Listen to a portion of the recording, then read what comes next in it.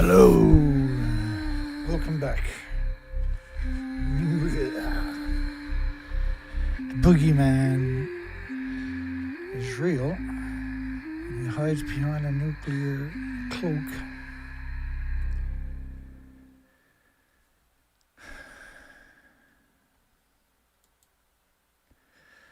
Ooh, here we go. A bit slow today. The elephant foot of the Chernobyl disaster. The elephant foot. Over 100,000 pounds right there, Dana. Oh, okay. And in the immediate aftermath of the meltdown, a few minutes near this object would bring certain death. In the immediate aftermath of the meltdown, right, that's the framing that they're using here. So in other words, now it's safe. All you gotta do is wear the equivalent of a paper suit, and life is good. Simply not true, right? You can't stand there and take a picture.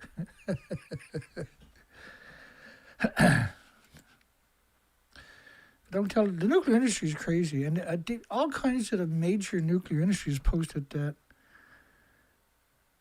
Has posted that.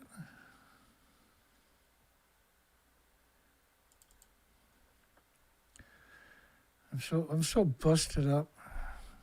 Like I'm busted. My hands are busted up. My legs are busted up.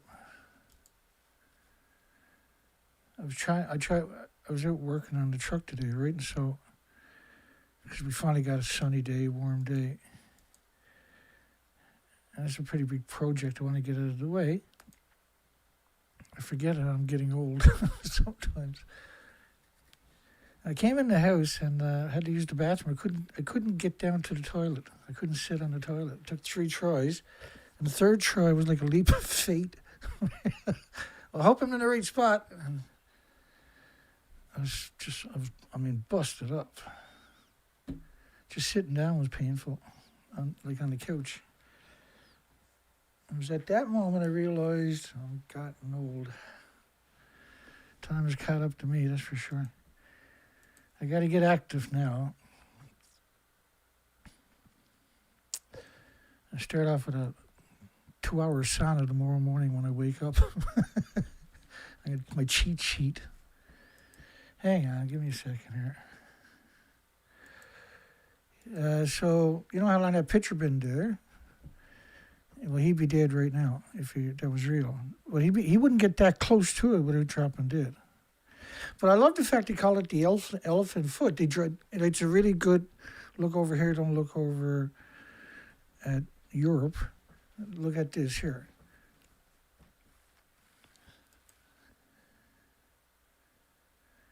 I feel better around 7 o'clock or something. I started to. I said I'll post a presentation, and then I got to do a bunch of exercises so I can actually be functional. So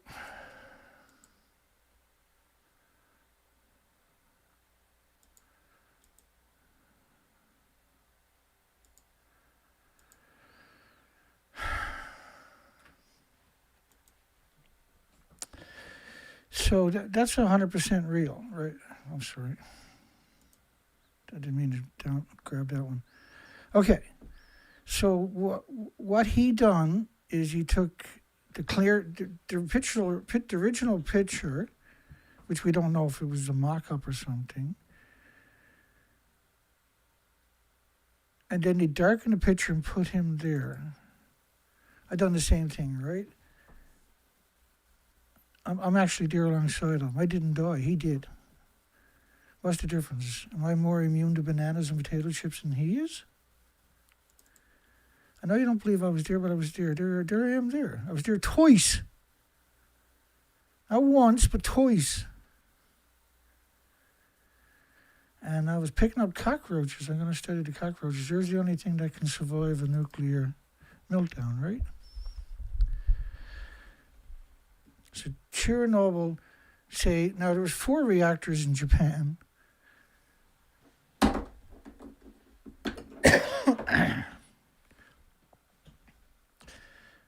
was 4 reactors in Japan. At the top of each of the buildings was 3+ decades of reactor cores. The reactors produce around 5.5 reactor cores a decade. So every decade they put around 5.5 reactor cores in the top of building 1, and the top of building 2 is another 5.5. And the top of building 3 was another 5.5, and on top of every decade. Now these buildings are over 3 decades old when this happened. There was 4 of them.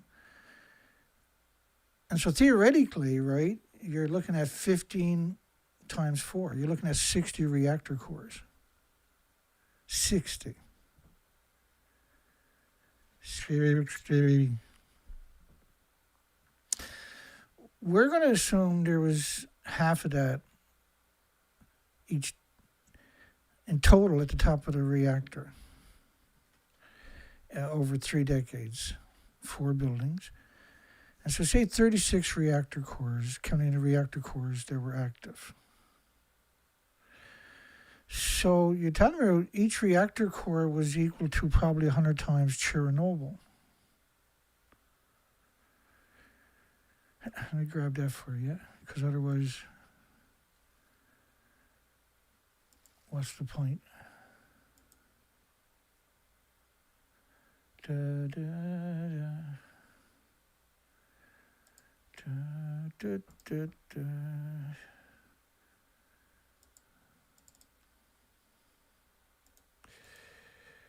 Yeah, I'm busted up, man. And I shouldn't do that because it's hard to do that activity. I should have been stretching and stretched after, right? But I didn't. I'm doing the best I can every day. And there was a big boo-boo to go out and do that today to my body. My body's not thanking me. I can tell you that much. Hang on, man. It's there somewhere. I don't know why I can't find what I'm looking for.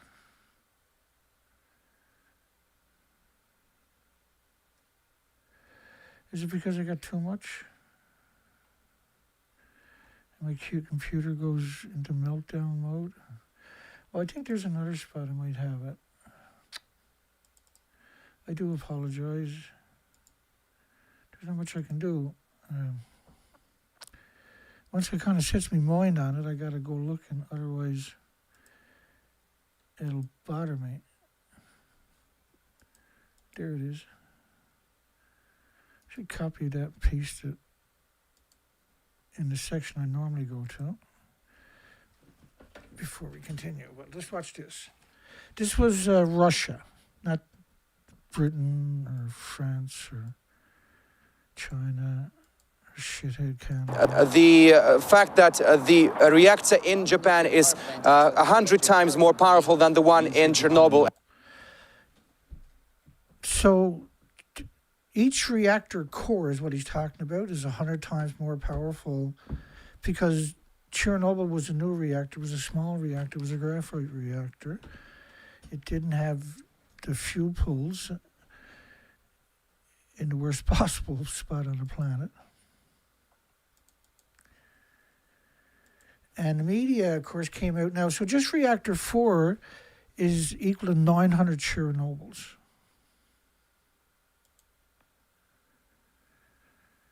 Radiation from Fukushima disaster still affects 32 million Japanese. I know what you're saying. They deserves it because they didn't end nuclear when they had the chance. But you're wrong. Japan's a captured culture since World War II, right? They were pretty degenerate before that. They had occupied North Korea for 50 years. When Hiroshima and Nagasaki happened, United Nations has occupied it ever since for the last 76 years. Land, sea, and air embargo. So they've been ostracized from the entire planet for 120 years. They've been the boogeyman. They're going to get you. If you don't attack them every day of the week in all the media and all the movies, they'll get you. They're going to fucking get you.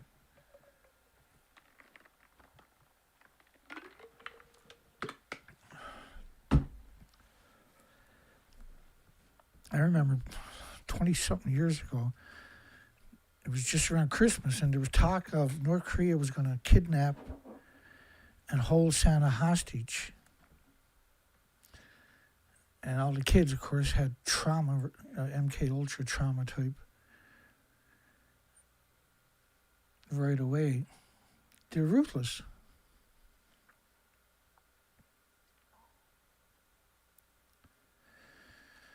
The Chernobyl nuclear accident that impacted 10 million people, Japan impacted 32 million people.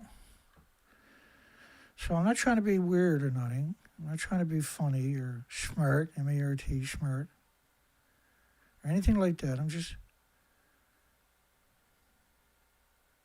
don't know what's... Oh, okay. I forgot. Let me explain something here tonight.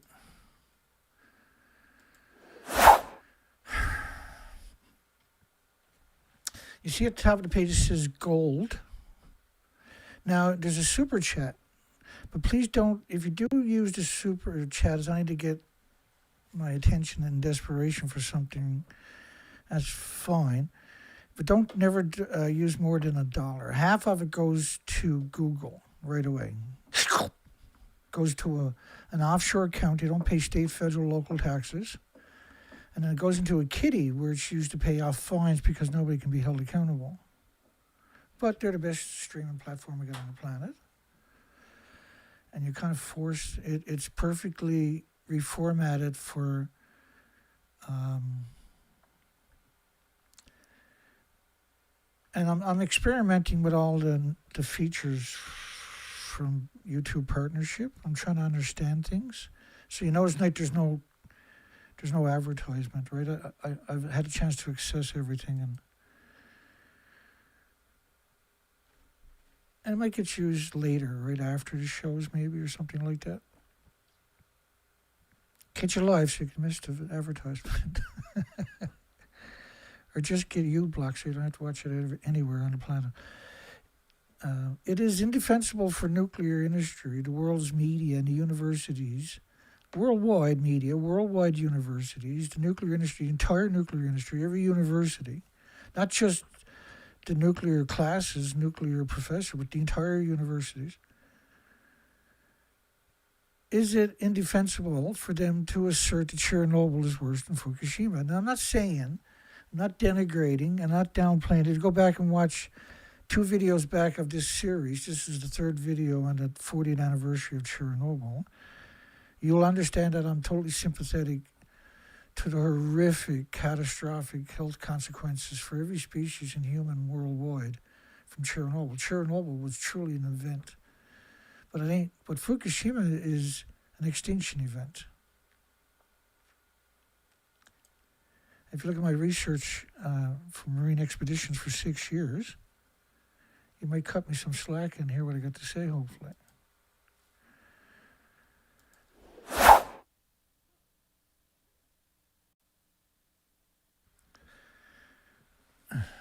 I prefer to cough right into the microphone, but people don't find it funny as I do, so I try not to do it. 40 years after Chernobyl, health consequences are still felt. Oh, so in 41 years it'll be over, Dana, or 50 years, Dana? It'll be long gone. No. 50,000 years, Dana, maybe. Won't matter. But Fukushima sealed her fate. Tokyo area soil testing finds radioactivity up to Chernobyl's relocation levels, 919. So imagine having relocation levels have to be almost 1 million anthropogenic man-made atoms per square meter before they relocate you. Relocate you. Kick you out of your home and your property and your graveyards you can't go back to. Your graveyards are where you get closure, right? And where you're able to unload, shed the burden that you go through. And by the way, it's not just Tokyo. Canada had way higher numbers than that. You should abandon all of North America. David Suzuki was right. He was forced to retract his assertion. The Chernobyl nuclear disaster remains one of the worst events. There's a lot of them, see? Not one or two or one or three, but one of the many, many, many. Everything about nuclear is the worst event. Every accident is the worst event. Because that's the radioactive fallout is the unique property of encompassing your entire planet in 20 to 30 days with a continuous plume that never goes away. Certainly not in our lifetimes. Or millenniums. And so it attacks everything with replicating cells. So it's the enemy of nations. It's the enemy of water. And by proxy now, it's the enemy of 8 million species because it's the enemy of water. And water is your friend. Water is your salvation. There's many people would give anything to have access to the water you have. For a week, just 1 week, to feel that luxury. To get a shower every day, to drink and just leave the tap running. Or majority of the planet has never known that luxury.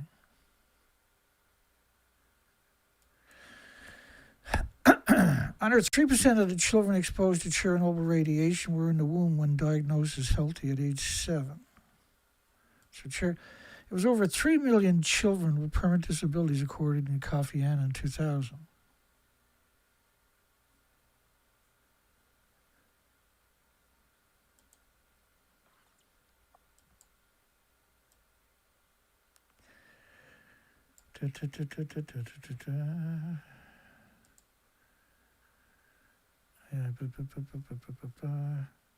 Problem is, we've been at this for so long. We have such a repertoire of documentation.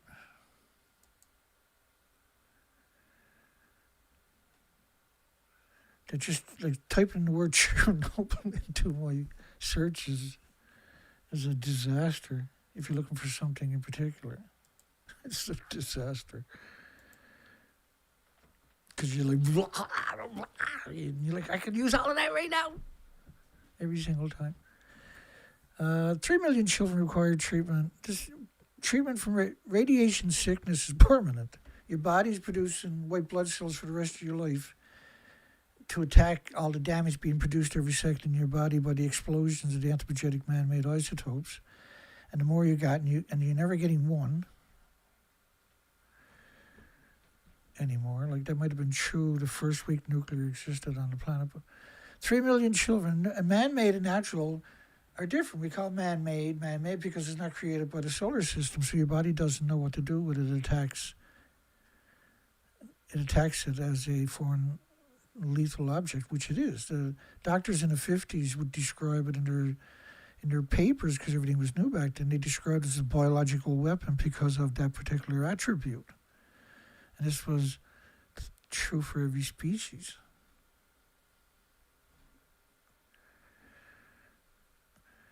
except for the nuclear industry. Nothing hurts them. Their children are going to be perfect no matter what happens. Everybody else will get sick and die. All the animals will die. But they'll be fine. Right there, the Kyle Hills of our world, they're everywhere. The morons that were weaponized against humanity by the nuclear industry. They seem innocent, right? They're happy, they're funny, they're active, they're goofy. Right there. Roll them out to the population. That's magic words, right? You're goofy. And they regurgitate UN's narrative as if it's the alphabet. So when 3 million children means many will die prematurely. Well, you had debilitating illnesses and diseases, and autoimmune deficiencies and injuries and illnesses. There are probably that many children with congenital malformations and congenital heart diseases post-Chernobyl. Post-Fukushima, we're looking at the entire population of the planet and every species. These are not opinions. That's the saddest part about my job is I'm not allowed to have an opinion. And if I do have an opinion, I have to be very specific that it's an opinion. And why I don't need an opinion. I don't know how you can change how terrible nuclear is. Like the story itself, I can't make that up. I can't articulate the reality of it because it's so bizarre anyway. Homes full of the most grossly deformed children we've ever seen in the history of pediatrics all around Chernobyl and Ukraine and Belarus and Scotland, Ireland, the United Kingdom. They closed 9,400 farms. Ireland, Scotland, United Kingdom. Just wrap your mind around that statement. Let's say I hired you on to work for me. And you say, hello, Mr. Dana. No, please don't say that, by the way, because that's the creepiest way to talk to me after the trolls from the nuclear industry has assaulted me now for non-stops post-Fukushima. Horrific people. Well, they're not really people, are they? So he's in Chernobyl. He's checking his Geiger counter. You can see all these combine harvesters. They're getting ready to harvest. When you see those things, it means they're going to harvest. That's the only times they're used. April 26, 1986, reactor number 4 at the nuclear plant near Pripyat exploded, releasing over 100 radioactive substances into the atmosphere, not into the communities, into the atmosphere, which is true. You should be the local area, the country, next continent, as it quickly made its way around the entire planet. Although some of them decays quickly, some of them, you like the numbers we're talking about per cubic meter of air is freaking frightening. Is millions, hundreds of millions. So like there could be 220 million atoms in a liter of iodine-129. The problem with all of this is the biggest byproduct of the radioactive fuel rod is a curium isotope, which needs lead shielding 20 times thicker than plutonium do. Say there's 20 million iodine-131 in the same liter, and 220 million iodine-129 in the same liter, and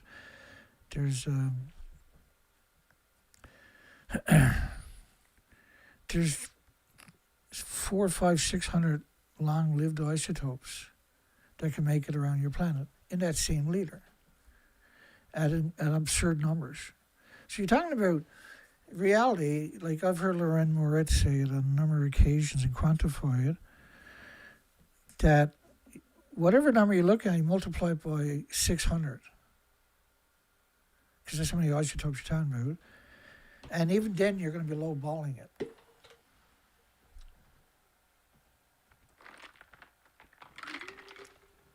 My God, she was such a warrior, eh? She got it. She understood.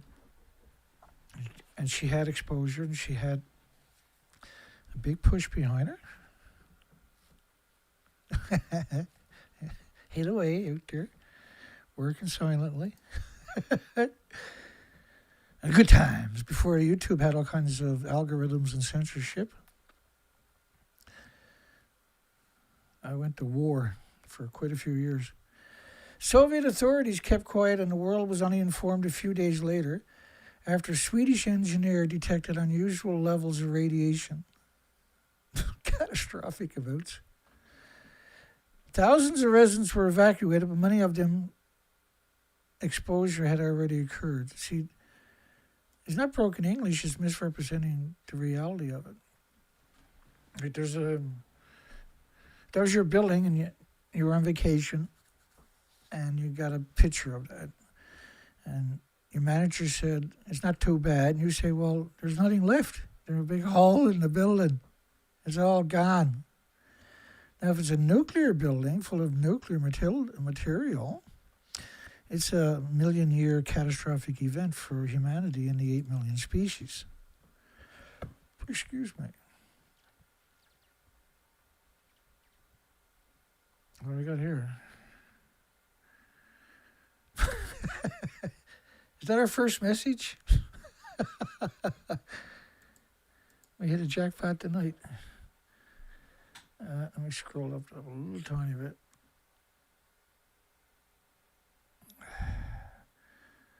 Doesn't want to play ball. F the nuclear industry. Got 5 thumbs up right away. Give that a whole bunch of thumbs up, folks. Come on. They haven't figured out how to censor that one yet. Smoke that thing right up there. Was there any more that I missed? World's worst form of energy production. Hi, Dana. That was awesome, James. Thank you. That's hilarious, man. Is it indefensible for the nuclear industries, the worldwide, the world media, the entire planet's media, and this is the only way they got away with it. They had the assurance that none of the medias, none of the universities worldwide were going to challenge the fake medias. And I'll give you a blatant example of what I mean. Here we go. In order for, kind of got to get on that page. It's why it's important for me to look up sometimes. So for all the world's media, this is the biggest media in CBS's North America, Canada, United States. Nobody in Canada, United States challenged Seth Dorn. BBC is the biggest media in Europe. Nobody in Europe and wide or worldwide, which BBC's got a worldwide reach, right? Challenged BBC. Nobody challenged ABC Australia's Cecilia Vega, the biggest media on that continent. And CNN, of course, worldwide. Like there was no universities, there was no major medias challenged that. That's what I mean by this. Those connotations of the world's media and universities. So the fact that nobody challenged it, no universities came out and said, hey, they're not on top of the building. Have a nice day. Nobody done that. There's no rock stars. Hey, you know, they're not on top of the building, folks. There's something wrong going on here. Never happened. No stoic, there was none of these so-called FBI and CIA and MI5s and Mossad. No, none of these high-ranking. You see them in the media a lot, right, where they're retired and they're blowing the whistle, but they'll never blow the whistle on Fukushima. You'll never see a doctor coming out and saying, look, they're not on top of that building because of the illnesses and diseases and autoimmune deficiencies. You won't see any bloggers, the popular bloggers, and the alternative media. None of them are coming out and showing you that picture. How come? Now, I created a picture over 13 years ago. I created the video of this. I've been playing it for 13 years. 13 years. Which I should get a therapist, maybe.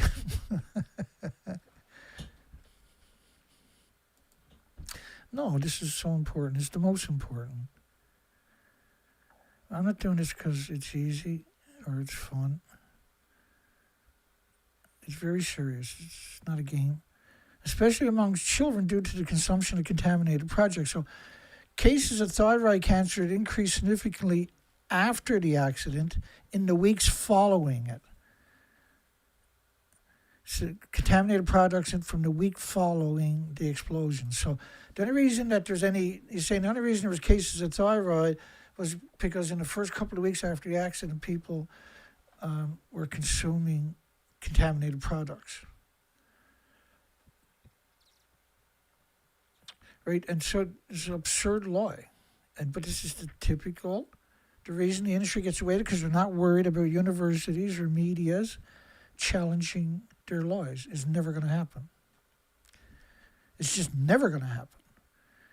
By 2015, thousands of additional cases of this type of cancer had been recorded, of this type of cancer. That thyroid.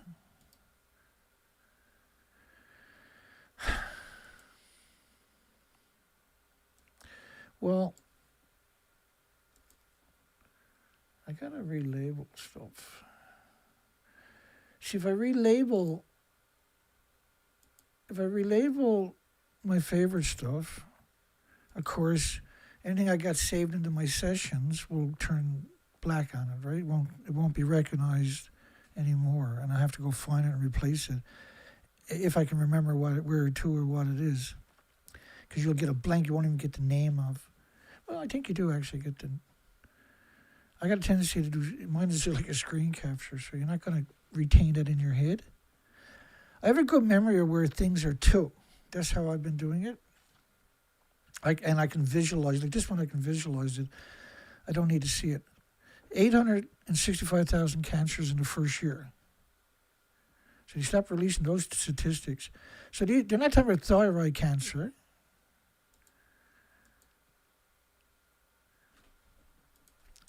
There's all kinds of cancers. Now, to suggest that cancer is the only issue is crazy. Right? There's absurd amount of health, heart, liver, lung, respiratory, pituitary, thyroid, adrenal.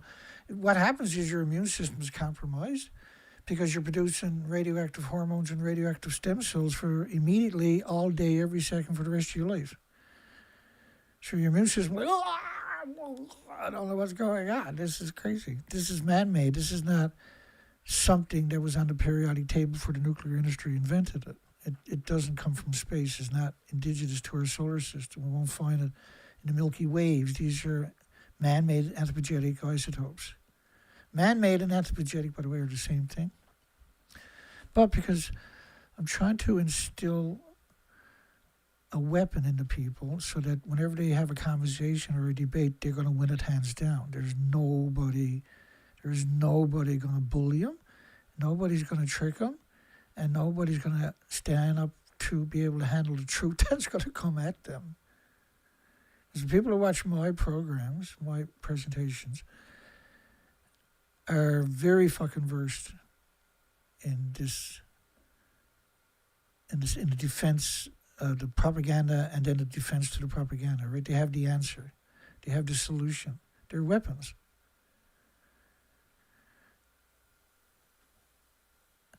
So in the first year, there was 35.6% of 38,200 children, 13,646 children, at 38,200, 35.6%, had thyroid tumors at 2 centimeters. First off, it's a radioactive thyroid caused that, right? And so they're producing radioactive hormones for the rest of your life. Apparently that never comes into the lexicon of that conversation. So they're developing too. They're developing until they're at least 25 years of age. So they're producing radioactive hormones during their critical development stage. Now, you can't have that particular attribute without having the betas and the alphas, neutrons, wrecking your bones, for instance, your skeleton, and your lungs, and your liver, by the way. Like just plutonium exposures, you get three well-known lethal tumors. There's more than that, but there's three well known. The skeleton tumor is the most prolific. And so what happens is you're producing radioactive stem cells from the get-go, and eventually that kills you, right? If the other tumors don't take you to at the one time. But the biggest byproduct is not plutonium, it's curium, which has the same attribute as plutonium, but you need lead shielding 20 times thicker. And that's the biggest byproduct of the radioactive fuel. So there was 38,200 children. 13,646 out of 38,200 had thyroid tumors of 2 centimeters, which is the length of a child's thyroid gland. The female population is 4 times more vulnerable than the male. If you get rid of females, what happens to the population? It doesn't exist down the road very long, does it? You have to protect the female population of the entire planet, of every species. And all the species are more vulnerable than the humans are. We don't have a right to exterminate our planet. The nuclear industry figured out they can do it just through the fuel pool's emissions. The fuel pools, so if a fuel pool is 30 years old and it got 15 reactor cores into it. That's 15 million people worth of power. So in order to produce the power, you have to boil water. You boil water by splitting atoms. So that fuel pool is still splitting those atoms. It's not under pressure no more. It's not 1,000 or 2,000 pounds per square inch, but it's still producing those isotopes. They're released up to tall stacks. And then the question is, why is every nuclear power plant surrounded by farms? Unless they're in a big city or something, which is even easier to kill the population, right? Japan nuclear cancer, and it's not just the power plants, it's the dumps will be surrounded by farms. It'll be the temporary holding facilities. In Canada, where the first thing the nuclear industry done, was for the nuclear waste management of all the reactors in Canada, which has been sitting in the open, splitting atoms directly into the environment for their entire legacy. And the Canadian, I don't want to really go down that road, but first thing they done was bought 1,500 acres of prime farmland in the middle of the biggest farmland in Ontario, Canada. And it was surrounded by 7,000 lakes. Oh, we're going to put it right there in the middle. Right in the friggin' middle. That's the spot. And buy that land up. Give him whatever he wants. Go back. Buy it. Make him sell it to you. Give him whatever he wants. We want that land. That's what they've done. They only need 1 square mile of it, like 200 hectares or something. And the rest of it is going to be farmed. Because everything shipped to a nuclear waste is vented on the road, on the highways, and when it gets there, it's repackaged. You can't repackage it unless it's venting the entire time. So when you hear the nuclear industry talking about repackaging their fuel, it means it's not contained. It's splitting atoms directly into the environment. The death toll remains a matter of debate. So first off, they said the only people got harmed was within the 2 weeks. And Chernobyl turned to fairy dust. These are crazy people. And you get away with it because the world is mostly ignorant. And I don't mean that in a derogatory sense. I mean it in a literal, figurative sense, where they don't know anything about anything. Like they're tall as like a banana, it's like a potato chip, like walking in the sunshine, or like climbing a mountain, or flying on an airplane, or sleeping next to somebody for 80 years straight. And these attributes have nothing to do with anthropogenic man-made isotopes. They're completely different. The United Nations safety protocol is based on natural, not man-made isotopes. When I found that out a long time ago, and we show that all the time, I was truly shocked that could even be possible. It's got to be a mistake, right? It's not, unfortunately. And they admitted that. due to the consumption, which is, how can you say, well, this is a safe dose when your safety standards are based on natural stuff, not man-made stuff, based on bananas, not on nuclear fuel. That's how insane this story actually is. It's truly one of the most insane stories. It's a 100% agenda by 195 countries to poison every species, all your water in particular. They hate fresh water and they hate seawater. They hate it. They hate the life that's in it. They hate it. It's the only way you can really describe it, is they have nothing but contempt for water on our planet. And they have done everything they can to destroy its essence, its ability to produce life and reproduce life. Right? They've been absolutely obsessed with it for over 80 years. Water is a gift. Like, there's nothing else that come close to it. Water, we use water, we expel water, we take water in, we expel it, we sweat it, we breathe it, we shower in it, we clean everything in it, we cook everything into it. It's every facet of our ecosystem. All species are connected by the reprocessing of water. We're all water, right? We're all bonded. We can hate each other's guts all we want, but we're all bonded by water. And the other reason we hate each other is because we've been socially engineered to hate each other.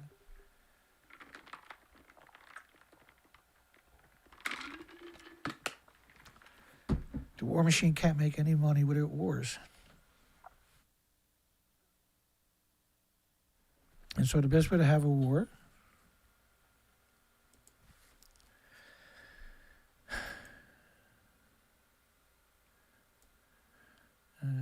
the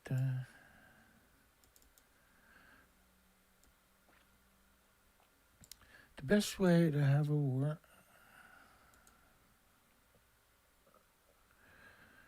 I got to get AI on my computer so when I say that it shows up for me automatically. That'll take all the fun of it though. Where's Patrick too? Patrick Clausen from the Washington Institute for Near East Policy. Near East Policy. That's him over there. He's addressing the media.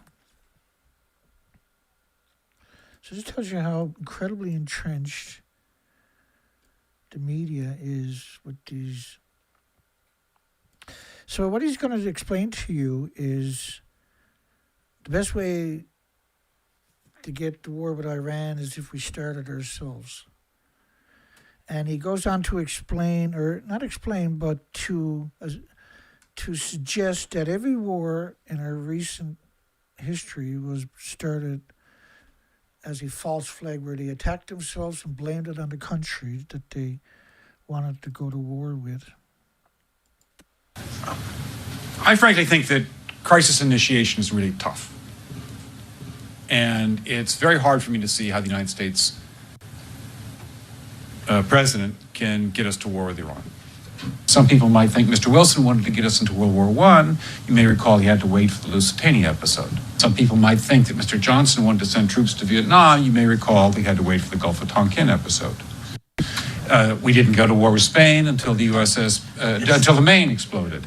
And may I point out that Mr. Lincoln did not feel he could call out the Federal Army until Fort Sumter was attacked, which is why he ordered the commander at Fort Sumter to do exactly that thing which the South Carolinians had said would cause an attack. Some people might think that Mr. Roosevelt wanted to get us into World War II, as David mentioned. You may recall we had to wait for Pearl Harbor.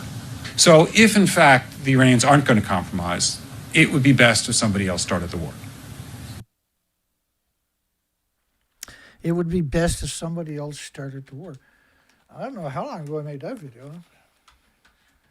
I should update that video and put more appropriate pictures in there. But it does the job, right? So we can't have peace because people like that exist. Can't have a future of harmony because people like that exist and are in positions of incredible influence and have no issues carrying out,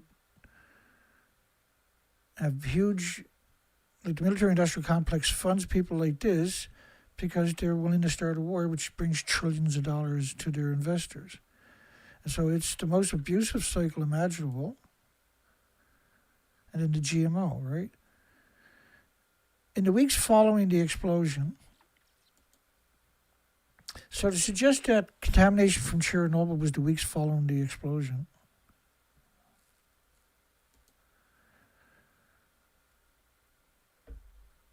for decades, which remains in the environment for decades, for millions of years.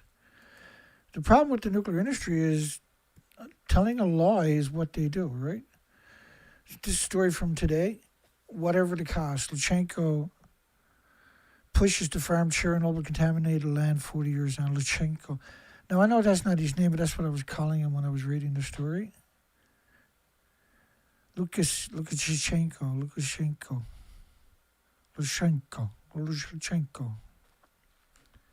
You gotta pinch your cheek to talk right. Lukashenko pushes to farm Chernobyl nuclear wasteland 40 years on. Contaminated land. Okay, at one side of the story, it was only the first couple of weeks. Now, the next story, 40 years later, they're wondering could it grow food there. You can't. It's a nuclear wasteland. It's assimilated into all the roots, all the leaves, all the branches, all the ecosystem. Hang on. Why they gotta be so difficult all the time? What's wrong with them? A lot of these people, they had everything given to them their entire life. Their college or universities were paid for. And so they never struggled. They don't understand how struggle. They don't build a character. They're programmable, right? They become human, useful idiot machines.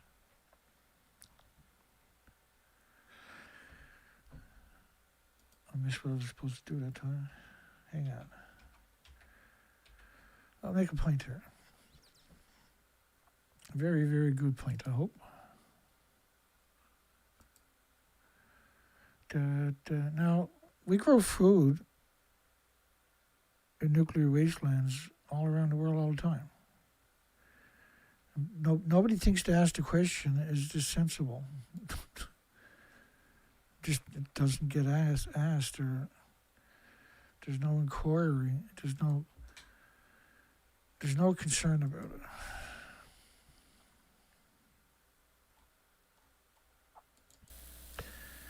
Okay, so let me go backwards.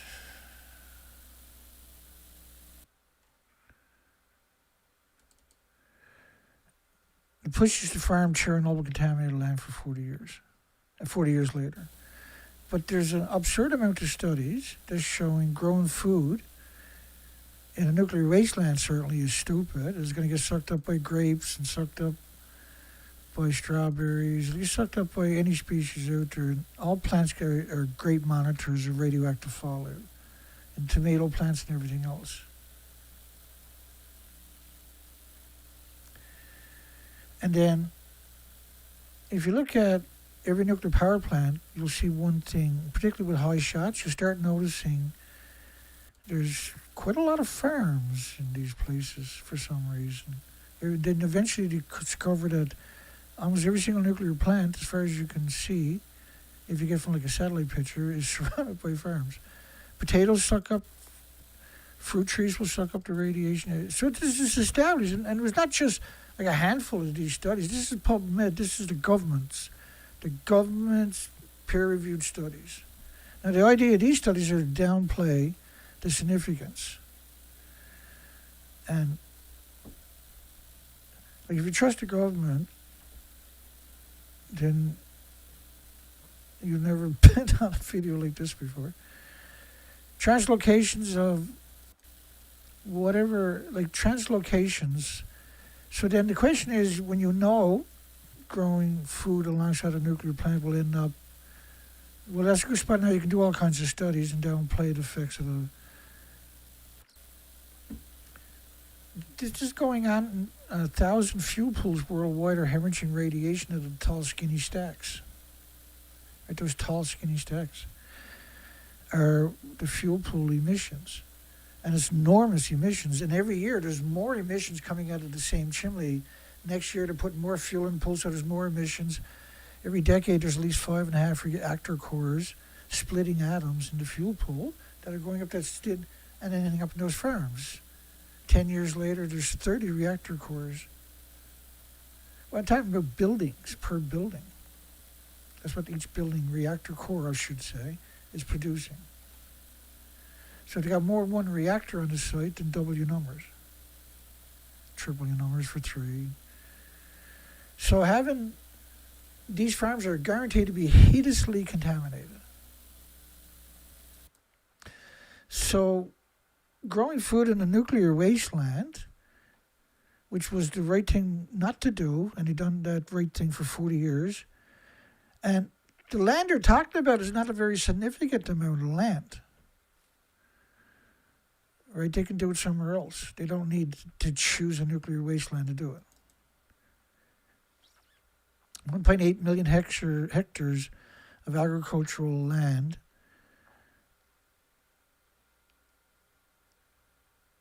%23 of the territory was contaminated. No, the entire planet gets contaminated from a radiological event.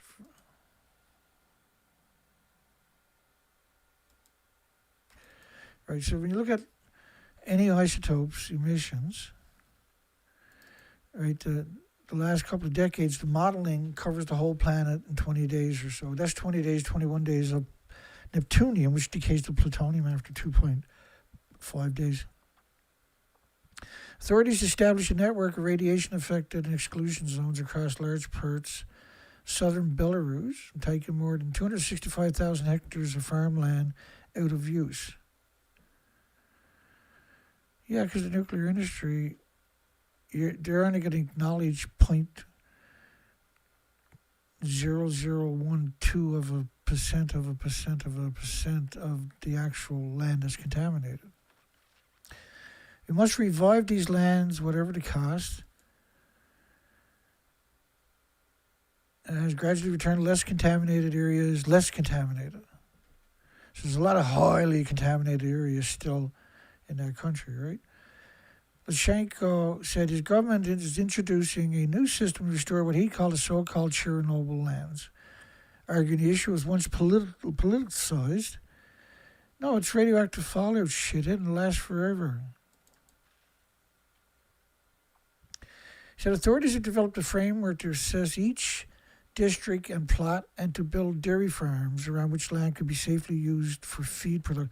So you're going to open up lands in a nuclear wasteland. You're going to find little sections that are not as bad as the surrounding nuclear wasteland. Well, what's going to happen is isotopes are migrating. It's still airborne. There's still a few particulates everywhere. And then you're going to feed animals to produce milk in a nuclear wasteland because there's nowhere else in that area you can do it. It's clearly not shown. In the first 4 months of 2026, 1,300 hectares were restored. You can't restore them. You're in a nuclear wasteland. 300 hectares is equal to 3 square kilometers. You still have lots of great land that is not hideously in the nuclear wasteland itself, the so-called exclusion zones, right? That's what we're talking about. Exclusion zone. Parts of the wider parts, P-A-R-T-S, parts of the wider exclusion zone will not be fully safe for many thousands of years. Somebody should tell Japan that one. Japan never stopped growing food in a nuclear wasteland, despite the fact the food was banned in half the country. Half the country. The 14 biggest prefectures, half the country, basically. Not basically, it was over half the country, 55% of the country. But 55 countries worldwide for over a decade, and then a couple of administrations later, in each of those countries, they removed the restrictions because of the pro-nuclear parasite. Radiation levels in contaminated area expected to decline significantly over the next few centuries. Well, how is the isotope going to change over the next few centuries? It's just going to be more into the ecosystem, more entrenched into the ecosystem over the next few centuries, give or take a few millenniums. As key radionuclides decay, so they're talking about cesium and strontium, because that's the lie they want to tell you, right? The biggest byproduct is curium, which you're talking 250,000 years. Incredible high energy. You're talking about plutonium, almost 250,000 years. Incredible high numbers, incredible longevity, incredible power, and catastrophic health consequences for everything with replicating cells.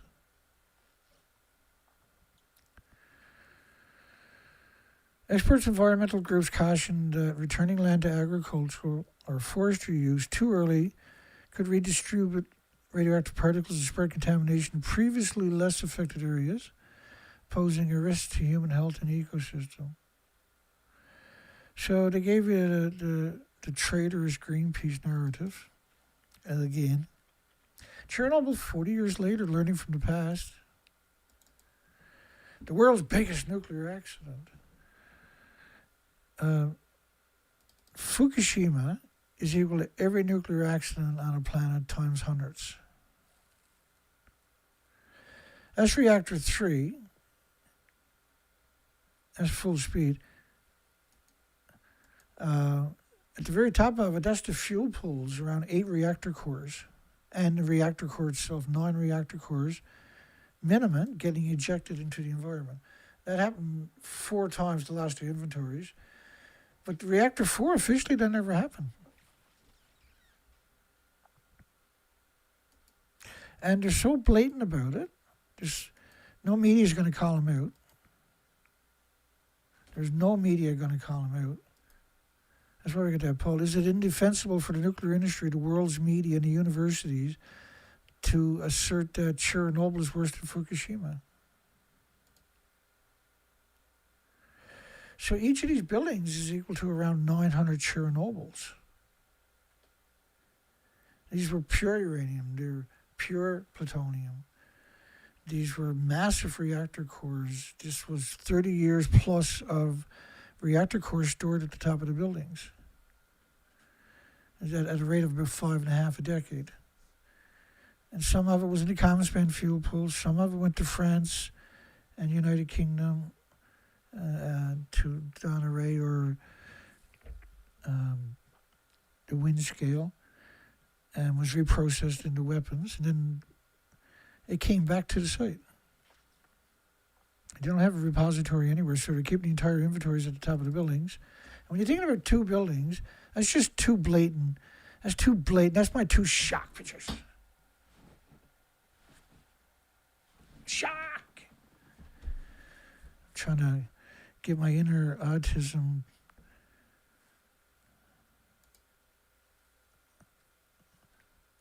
of weirdo Kyle Hill. He's such a weirdo, eh?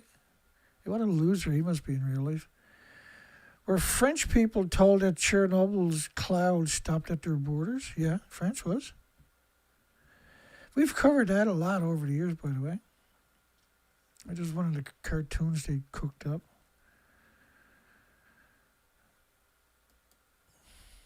The legend of the radioactive cloud that supposedly never crossed into France has left a lasting remark on the national imagination.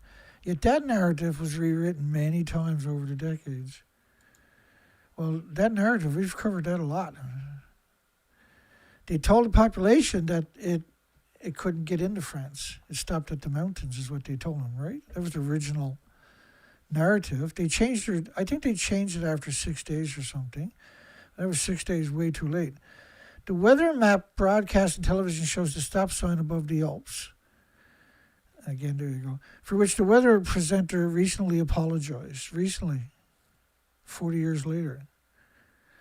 After Chernobyl accident in the Soviet Union, the fact that the authorities claim the radioactive cloud stopped at the French border continues to haunt the national imagination. Well, France is so pro-nuclear, it's disgusting. Like what they done with the nuclear testing, in the French Polynesians, it was equal to a Nagasaki bomb every week for 12 years with their testing in radioactive fallout when you divide up the megatons that they actually used over there. I can't remember the numbers anymore. There's over 100 nuclear tests. They contaminated every Polynesian in that country.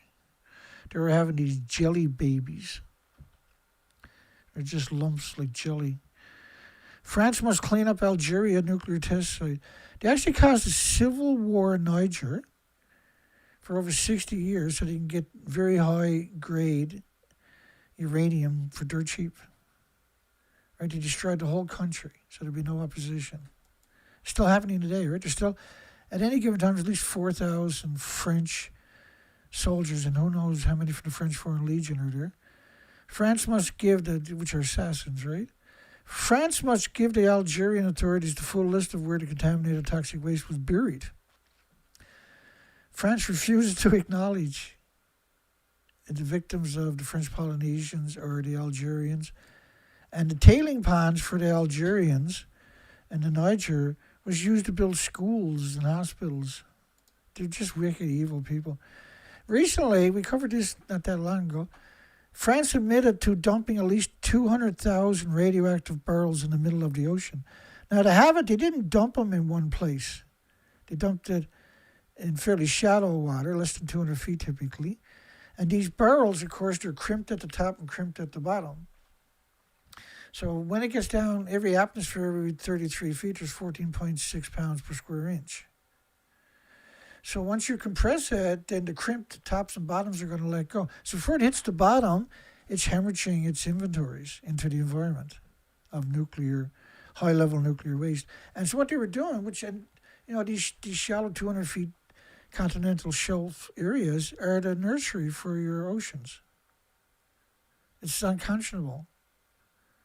The British done the exact same thing, but it was way worse. They spent 30 years with multiple freighters designed to go and throw these things off.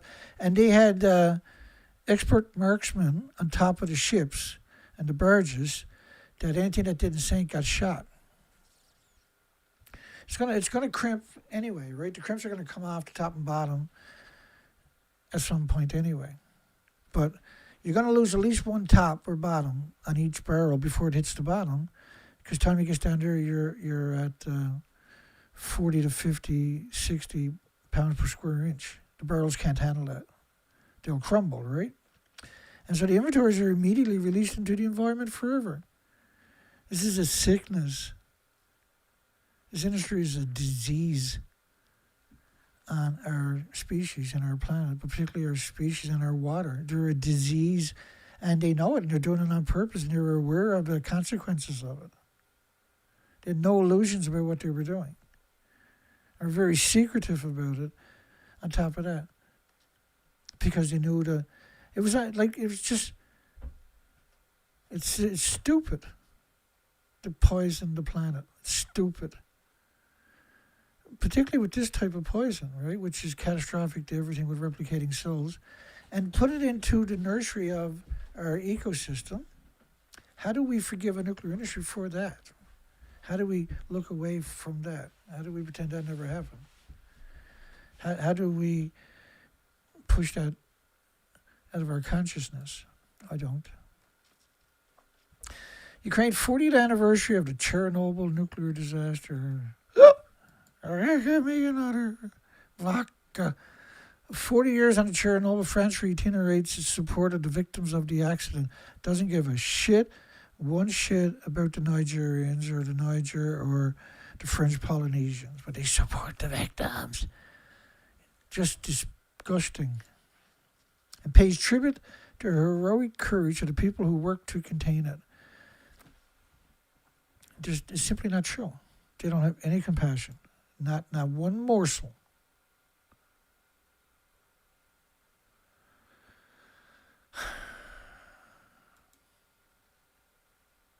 Let me see if I can find it.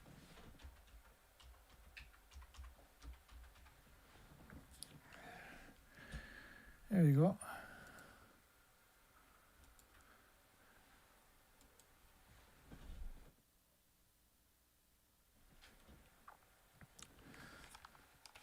There's two videos. One's from Harvard. And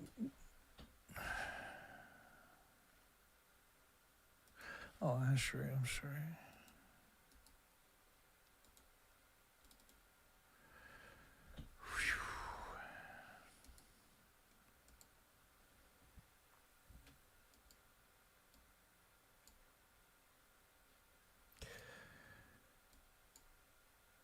Bear with me. I'm there.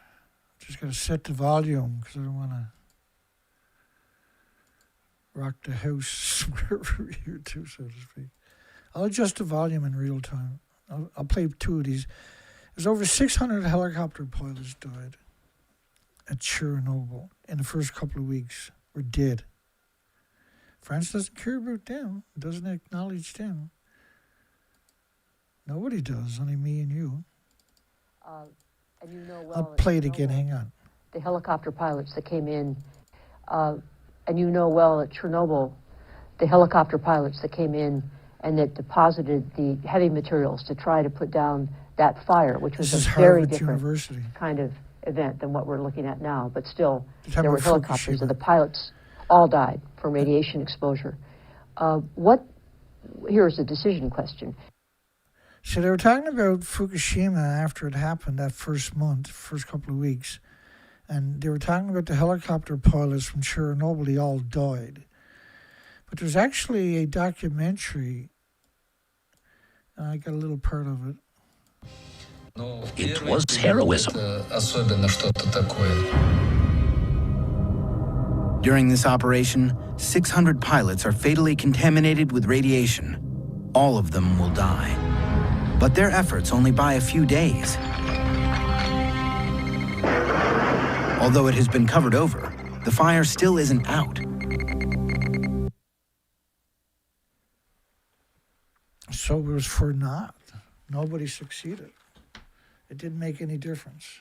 They sacrificed 600 people, and then they covered it up.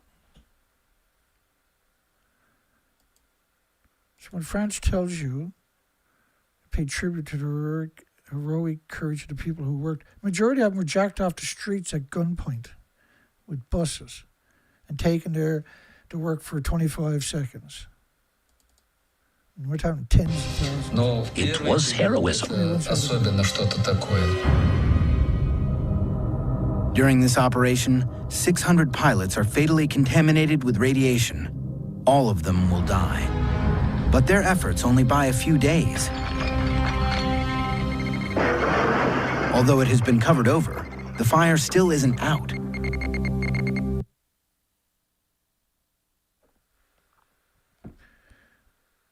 Over 600, it's well over, it's way over 600. If you go back and look at my first video of this particular set of 2026, this is my third video in a row.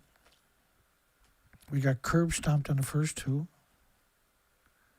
Literally no views at all. I've never seen it that bad. Well, I have, but only because of the censorship, right?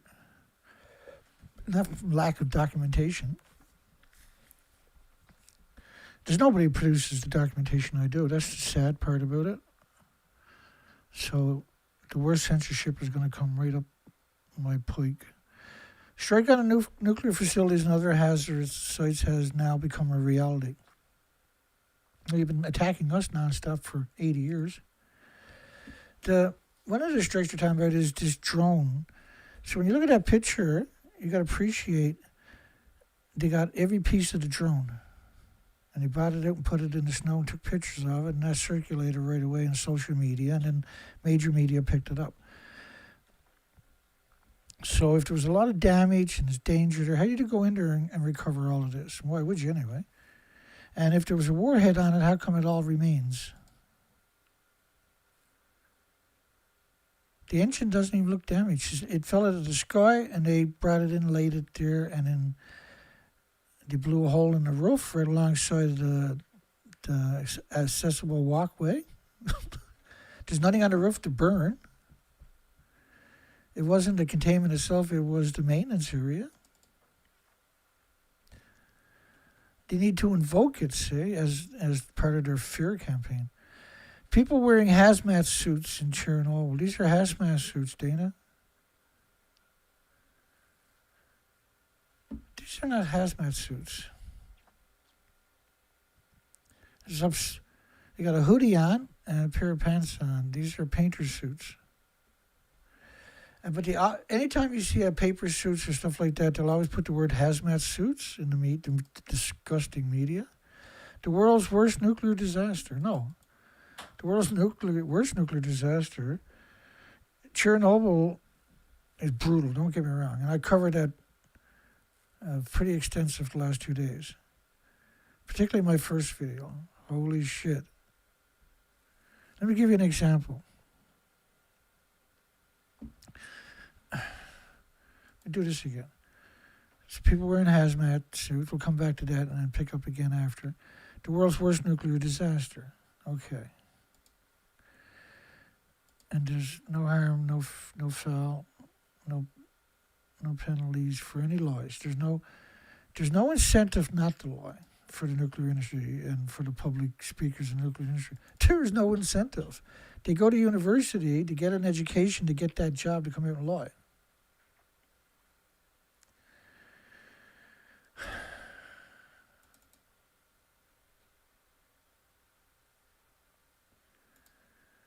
Let me see here. Bear with me.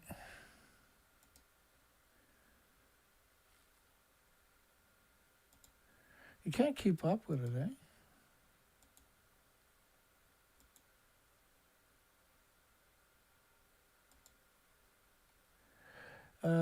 Let's do this one, this folder. It's got 2,000 animal studies of radiation. I'm just going to grab some of them, and we're just going to roll through them.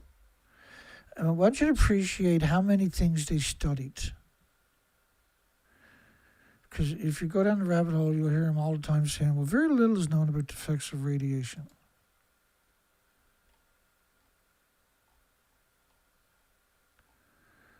Very, very little. We'll get it there. We're almost there. Just got to wait for it to load up to render my session, right? Okay, here we go. So when you look at these studies, radiation-induced immune system dysfunction, and look, the next one you're going to look at is the number of people on the study. And remember, they're not there for pittance. They're there to pay mortgages, for vacations, for swimming pools, for extra garages. They're there to rake in coin. That's what they're doing. They don't struggle. They have access to everything. As soon as they get the job, they qualify for whatever house they want to buy, whatever hole they want to dig, they'll get the money for it. They're in academics, and the taxpayers pay for these studies. So when you're watching this for the next couple of minutes, try imagining something they didn't study on the 8 million species and the biotas and the plants and the trees. When I say they, I mean all the people. And notice how the names are changing on every one of these studies. They have mortgages, they have kids, they have exorbitant hobbies, they have exorbitant taste, they have exorbitant lifestyles, they love vacations. They studied everything. There's nothing they don't know about anthropogenic man-made radiation, and the reason they studied everything on the planet because it destroys and attacks everything on the planet. They need to downplay it. They need a study to downplay it. They need a lot of studies to downplay it from different institutions. That looks legit. It looks like it's an inquiring minds, but it's not. It's about protecting the nuclear industry. So no matter what you attack them with, they're going to have a whole bunch of studies to shut you down if you don't understand how to fight back and what they're going to use to fight you with. Radiation-induced damage in different segments of the rat's intestines after external beam irradiation of the liver. You got cancer from the radiation. Now they're going to use radiation to see if they can cure it. It never worked. It doesn't work. And you don't want me to show you that folder, trust me. You'll never go to the hospital for radiation chemotherapy ever again. Protected, and that's why you should probably watch it. Protection, low dose, gamma radiation. And so they study like pre-treated with curium, green tea, garlic. Pre-treated. So they have studied the average person. I'm going to have to spend like a month. We got so many projects, we got to get to them. Like I got so many dead whales, emaciated, starved to death whales, different, every species you can imagine. I haven't got to. We just produced 7 live shows of nothing but emaciated whales where the food chain is broken post-Fukushima.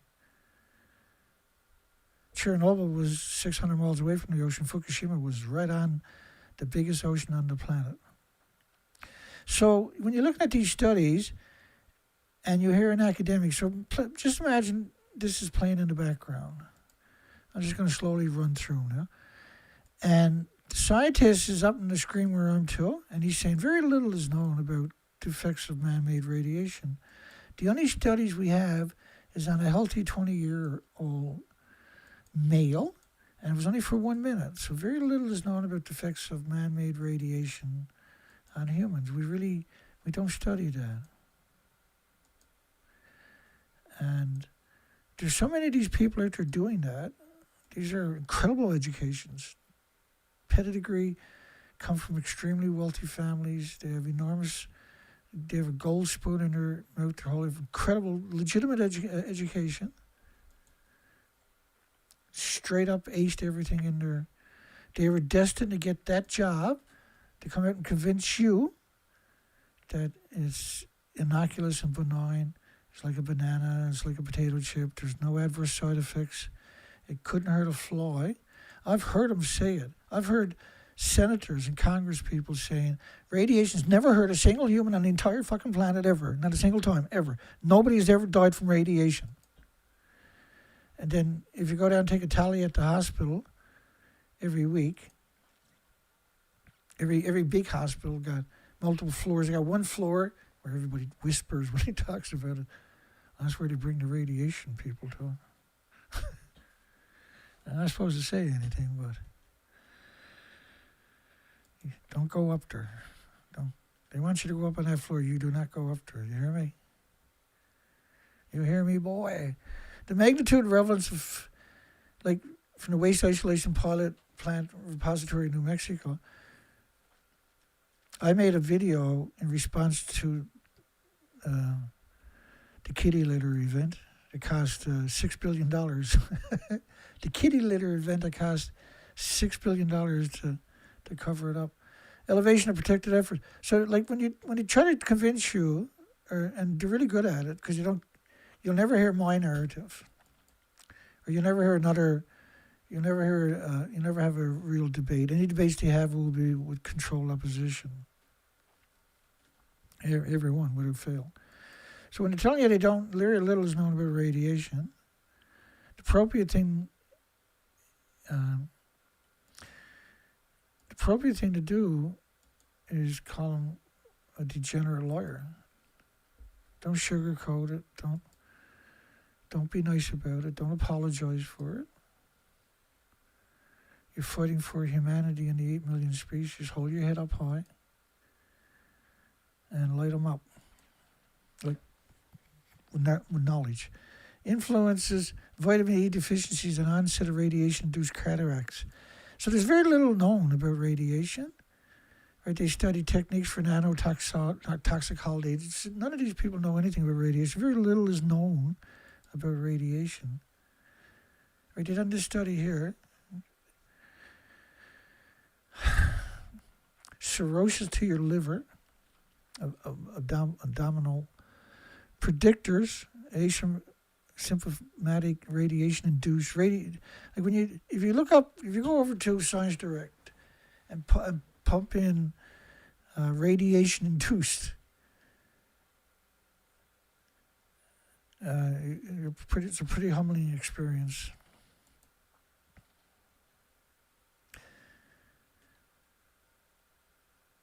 It's like an addiction for me to go in there and do this. Screen capture. Oh, crap. So once you start accepting that these are horrific lawyers and that everything's affected, and that's why they have to study everything so they can downplay the effects no matter where it's still. They have to. And every university has a limited amount of studies that they're going to give to the students for their semester or whatever. It's a very limited amount. And say, Elsevier, Springer, and Wiley has 20,000 journals. This is just one. Science Director's only a single one. So the best journals, you're going to pay $50,000 just to peruse the science section, so to speak. Not actually, and you can't get access to everything. You can only do what we're doing here. Or you'll get a synopsis underneath that. And the reason, like, I always get the synopsis to capture that too, right? But the reason that I do this separate, I'll go through it, I'll grab every one of these headlines. These are what I call the ticker tapes.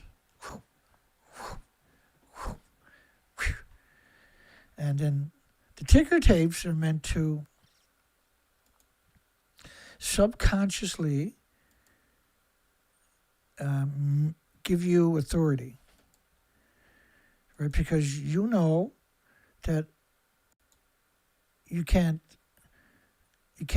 claim that there's very little known about the anthropogenic man-made radiation effects upon anything when there's such a prolific amount of evidence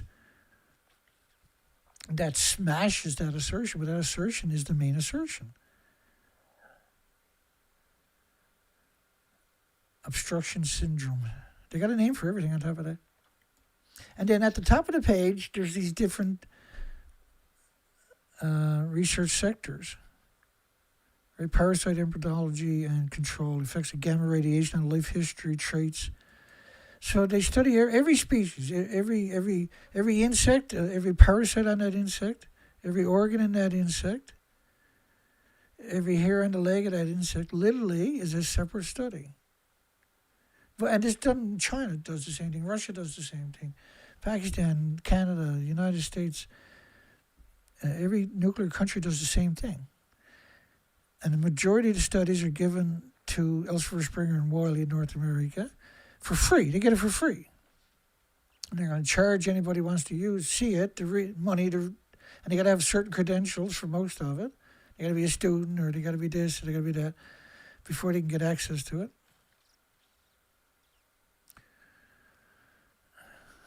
Like, does a change in the bone mineral density occur in the mandible of the Göttingen mini pigs after radiation correlation with the radiation dose and implant surgery? Wrap your mind around how twisted they are to use the same stuff and call it radiation therapy in your hospitals. Wrap your mind around that statement. And shudder with the reality of what I'm saying here.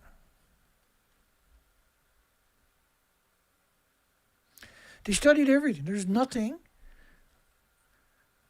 that they don't have a study to try to counter you with. But then all you got to do is show the jury this. And so if you're studying everything on the planet because it's affected by radiation, then isn't radiation dangerous to everything on the planet? No, we got a study that says it's not, no matter what it is. That's not a good defense in a realistic conversation, right? That doesn't work. They'll just sit there and deny it. They know they're lying, and they don't care. That's why they got the job. Role of radiation-induced, like, every time I say the word radiation-induced, immunity study, exposure to solar suppresses the cell. Yeah, but your body treats natural stuff. It's homeostasis, right? Your body will just restore the potassium or magnesium or iron, which are harmless and are beneficial, right? Anthropogenic is not beneficial. Your body's under siege the minute it comes in proximity or inside of it. Dynamite changes in the human blood mononuclear cell with low-dose ionizing radiation. Do you think there's anything they don't know about this? In a rat's rectum. It's a study I didn't really need to see. The effects of age on a radiation-induced early changes of fat rat rectum, a histological time sequence. So how did they explain that to their children, I wonder? So how was work? Well, this rat's rectum was, we radiate the living crap out of it. It was really interesting, kids. Mom, Dad's talking about radiation again.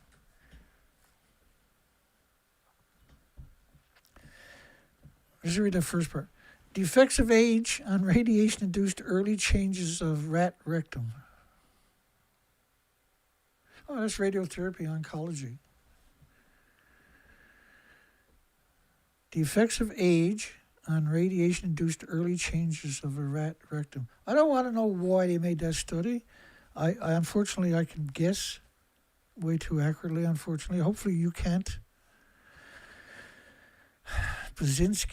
Dr. Brzezinski was using peptides to cure cancers right away too. And they took him to court. They came after him. They tied him up for like a decade in court litigation. And eventually he won. Eventually he brought in some incredible witnesses. Like heartbreaking stories, but incredible witnesses. He finally won in and he was allowed to treat people successfully every time for cancers using a peptide. Dr. Brzezinski, there's quite a few documentaries about it. He's put out some himself just to help articulate that and why you should consider his narrative, his regiment, right? With enhanced activity against radiation-induced, a lot of people make the mistake because they hear the word cancer and they panic. Like a lot of the simple, innocent people, the ones we fight for every day. And they'll just panic when they hear the word cancer. And I don't know, this is too much for me. What can we do, doctor? There's nothing we can do. Oh my God, doctor, there's got to be something we can do. No, there's nothing you can do. And he said, can we do radiation therapy, doc, please? Well, it turns out your health care does cover $900,000 for it. Just sign right here. You can't sue me. We can start tomorrow with little Timmy. How's your other kid? They're looking a little bit thin. You might want to bring them in. Run, baby. Aloe vera oral administrations accelerate acute radiation-delayed wound healings. Accelerates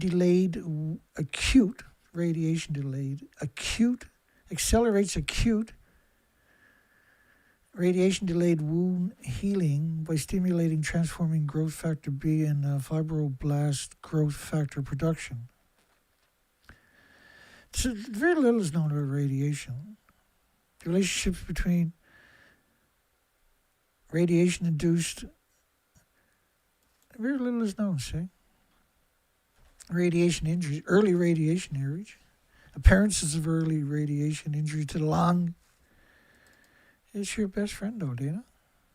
They want to help you. They love you. Protecting against radiation-induced conditions, taste aversion. I'm so busted up, man. I got to get a hobby. I got to get a hobby that I can use. I can play guitar and stuff like that. My real hobby is what I'm doing right now. It's so sad to say something like that. Yes, I am pathetic. I get that. Sparsely fractionated radiation therapy. They do anything to get you to take the radiation therapy. They got a million ways to come after you for radiation therapy. Oh, look at this study here. Yeah, showing promise. Well, has it ever cured anybody? Well, we think it could. Is there anything else? Well, of course there is. Radiation. We got a cure there somewhere. Hang on. We'll get to that cure. Oh, this one looks promising. Got to go up the rectum, though. Is that the only way, doctor? Let me see your insurance again. Yeah, that's the only way. Don't worry, it's covered. There's a couple of specialists want to come in and assist. Is that okay with you? Oh, of course, doctor. You kickbacks from kickbacks from kickbacks. A comprehensive review of empirical models for estimating global solar radiation in Africa. Solar radiation is good. It's good. You need it, right? You need it in your pineal gland through your eyes, right, for your brain to detoxify. Models of a study of the molecular pathogenesis of radiation practices. Don't ask me, ask these guys. They're experts. But the reality of it is very little is known about radiation. Very, very low dose ionizing radiation. Very little known about radiation. Scientists really haven't. There's only one study ever done, and it's on a healthy 20-year-old. Don't listen to Dana Durnford. Hey, he's wrong. You got to be up to date on the practices. What was it? That panic. Gee, I can't remember her name now. Oh, too late. I just remembered. Helen Caldicott. What a worm, but she wrote 14 anti-nuclear books. Tell me that's not a vampire in real life. And then tell people that the reactor 3 and 4 were okay. No, they're okay. Did I make my point yet? Radiosurgery-induced radiation injuries. Protect the normal brain from stereotactics. They know they have to do it, so you try to protect the brain. How are you going to do that again? From stereotactics, radiosurgery-induced radiation injuries. The MDs, PhDs, DVMs. Radiation migration effects after exposure to acute dose of gamma radiation. But very, very little is actually known about radiation, unfortunately. Yeah, it is what it is. Yeah, what can't radiation do? Such a sad statement. Simulating innate immunity to enhance radiation therapy-induced tumor controls. Well, we think if we hit it from a proton beam from, well, we've done it the last time, that corner yet, in this corner, and let's put 2 up there and 1 down here, and you got to stay still. Don't worry, we're going to put this lead apron on you, which you're not supposed to use, right? Because the equipment will optimize itself to get through the lead apron. So the best way to die is to get your lead apron when you go to get x-rays. Don't worry about it. Very little is known about radiation. Every hospital only has a lifetime record of people that didn't survive it. Stimulating innate immunity to enhance radiation therapy-induced tumor. Radiation therapy-induced tumors. Enhanced radiation therapy-induced tumor. Enhanced radiation caused the tumor. Well, I got to give you more radiation because it didn't work. I don't know. Can you turn that thing up in there? Yeah, turn it up. Wait till I get into the room, though. Vitamin D and ultraviolet B radiation considerations for exotic pets. There's nothing they didn't study about radiation, but they know very little about radiation. And this stuff is giving me the absolute woolies.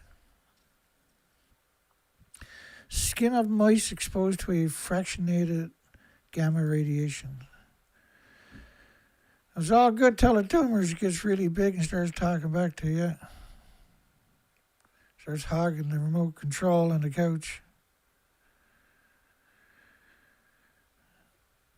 And you feed more sugar. Impaired visual short-term memory capacities distinctively associated with the structural connectivity.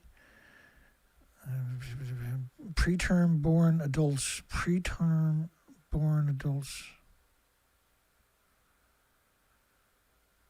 And preterm-born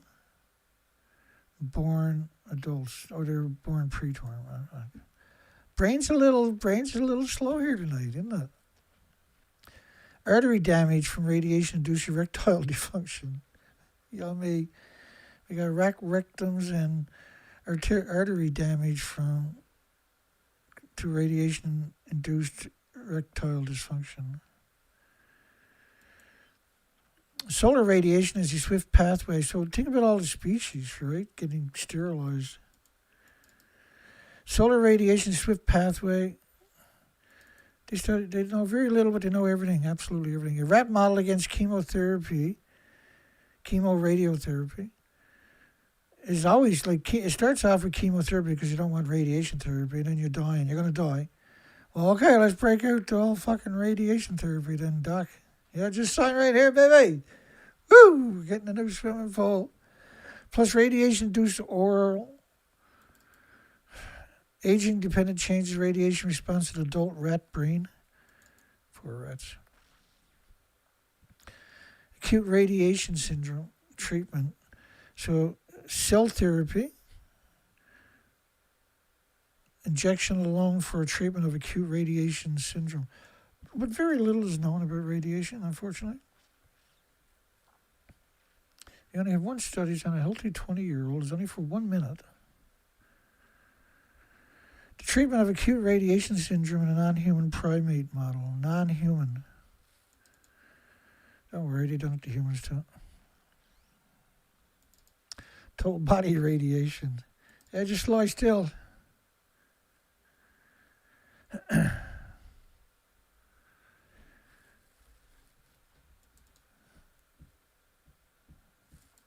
I mean, these are wicked. Every school should be like a textbook on this stuff. People come up with solutions that way.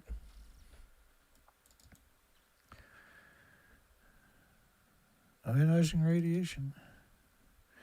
Genetic damage in subjects exposed to radio frequency radiation. Do anybody remember my other site with 25,000 subscribers before they took it down when I was out looking for spiders? I was out there for like 2 weeks, 3 weeks at that point looking for spiders. Couldn't find them. Turns out they're not there anymore. They can't tie on to the trees because they're too radioactive, right? The plants and trees are... They can only tie on to rocks and human-made structures. They know very little, unfortunately, is known about radiation. Relevant to standard fractionated radiation therapy of the head and neck region. Yeah, let's put proton beams on my fucking head for a little bit there, my child's head. See how that works out long term. Don't worry, you got good insurance. Disease of animals, classification, weight of evidence, gamma radiation-induced bone marrow bioreactors in vitro inside the fetus. Protect rat brain tissue limpets against ionizing radiation-induced damage. Did they ever succeed, Dana? Nah. Are they still doing it? Yeah, of course. That's the point. Because they didn't succeed, they can always get money to do it again. Experimental platform for ultra-high dose, because the industry loves that. That's right up their alley. Experimental platform of ultra-high dose rate. So then when you think about the hundreds of millions of studies, like there's 4.3 million done every year in North America. And probably half to 60, 70% are going to be some facet of the nuclear industry and radiation. It's crazy. And so then what is the purpose of all of these studies ultimately? There is a purpose, right, of these endless perpetual studies on every facet of the ecosystem. There are people out there that are making this happen. They have an agenda. They can extrapolate enormous amounts of ways to radiate things in your life that seems harmless and are catastrophic to your health in increments.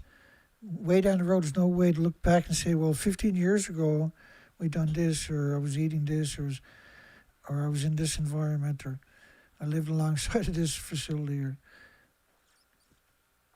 And they're going to target you with pharmaceutical solutions for the rest of your life. They need to track you for the rest of your life so they can target you. I'm going to switch to a flip phone. My phone, I'm getting rid of it. And switch to an old-fashioned flip phone. Can't even use the internet on it. No GPS, there's no tracking me.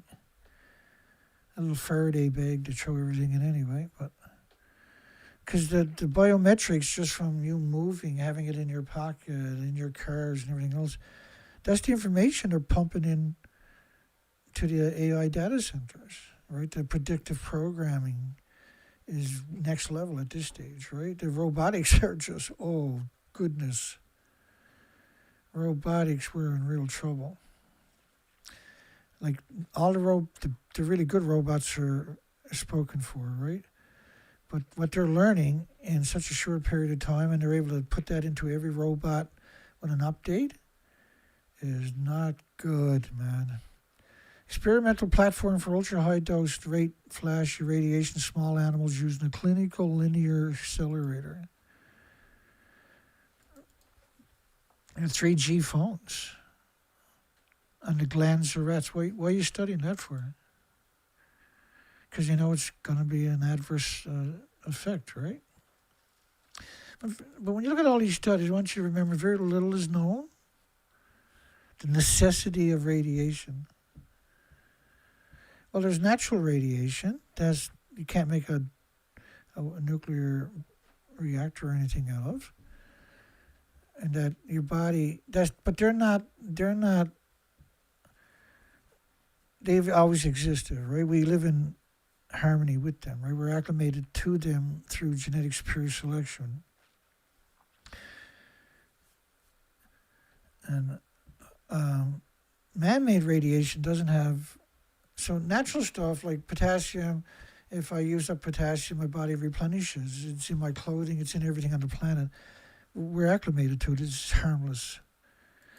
Man-made is in your body. Body has to produce a massive amount of white blood cells every second for the rest of your life, which is going to displace the red blood cells carrying oxygen and nutrition. And that's permanent. And the more you get into it, the more red blood cells, so the less oxygen you have. So the more irrational and the more dangerous you become to yourself and those around you, right? You make poor decisions, and then you start making stupid decisions because you have very little oxygen, and the system picks you up, throws you in a cell, or picks you up and puts you in a casket. A domestic Portson model for studying the effects of radiation on the head and neck cancers caused by anthropogenic man-made radioactive fallout from the thousands of fuel pools hemorrhaging. Like, it's invisible. It's the perfect weapon. You can't see it or smell it or hear it or feel it or taste it or touch it or pick it up or throw rocks at it. And it's deadly to everything with replicating cells. Behavioral reaction of the Antarctic krill to ultraviolet and photosynthetically active radiation. I'm going to butcher a few things. Don't worry about that. Behaviors of biological objects. Radiation dose enhancement. So, like, they want, what they're telling people is they're studying radiation to come up with solutions to every illness can be cured with radiation. That's the agenda. And that's the ideology they're working on. But they know it's not true. It can never come to fruition. It doesn't have a single redeeming quality for anything with replicating cells. After body radiation therapy, risk of radiation pneumonia after stereotactic body radiation therapy. Like, there's so much. If you look at radiation therapy, you will lose your mind if you go to these sites, Science Direct or PubMed, and type in radiation therapy. What you'll find out is that you go in to get radiation therapy for one tumor, and 6 weeks or 6 months later, you got 10 or 12 tumors everywhere else. It's always the same story. And the tumors are always in the most inconvenient places you can imagine. Potential of small animals in toxicity testing. Hope for the small world. I don't believe that one. And I apologize, I thought we'd be through this. I didn't realize how many I had snatched and thrown into because we do this randomly. But the point is that they know the difference. They know that, and I'll just run through these now. They know that, and we'll get back into the stories for a bit. So when you look at all these studies, do you really believe that they don't know, very little is known about radiation? Bone marrow transplantation, right? We got this one vicious doctor. He's vicious. And what he does is he does transplants. And he comes across as a hell of a nice guy. Let me bring him up. We like to call him Dr. Evil. I'm sure there's better names for him.